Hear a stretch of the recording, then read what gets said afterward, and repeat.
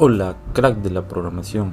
En este podcast te voy a compartir 5 habilidades que debe tener todo desarrollador backend. La primera, debe tener habilidades para el uso de lenguajes de programación del lado backend y framework backend.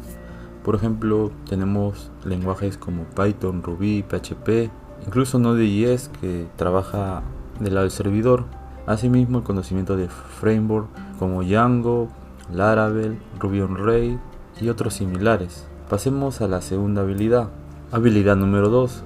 Debes saber gestionar bases de datos como MySQL, MongoDB, almacenamiento de caché como Redis, Oracle, Postgres, SQLite, y hay muchas bases de datos que son importantes que un desarrollador backend conozca. Pasemos a la tercera habilidad. La tercera habilidad es el saber manejar APIs. Una interfaz de programación de aplicaciones o API actúa como una capa de puente entre dos aplicaciones, acepta solicitudes entrantes a una aplicación de backend, recupera los datos relevantes y los devuelve en un mensaje de respuesta. Se suelen usar métodos como get, delete, put o post para gestionar los datos de la API. Pasemos a la cuarta habilidad que debe conocer un desarrollador backend.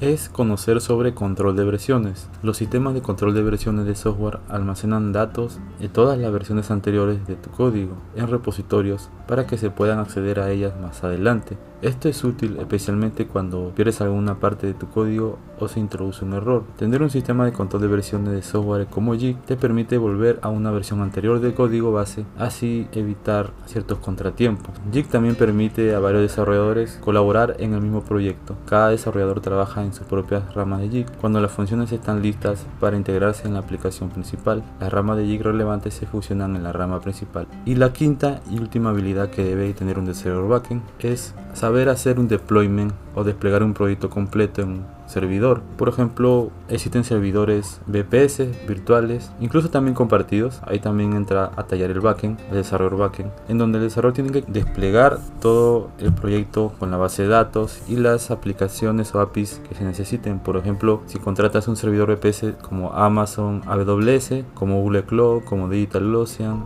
Heroku, esos servidores en donde se piensa alojar el proyecto, el backend debe ser el primer obrero en ese proyecto que debe instalar. Por ejemplo, si el proyecto está hecho con Django, tiene que instalar en ese servidor Python manualmente una base de datos, por ejemplo Postgres, la configura, crea la base de datos, luego migra todos los archivos del proyecto en Django y jala las API necesarias, los paquetes necesarios, configura los puertos y todo lo necesario para que el proyecto sea accesible por los usuarios públicos, y después posteriormente ya puede entrar a tallar un desarrollador frontend para trabajar la parte visual.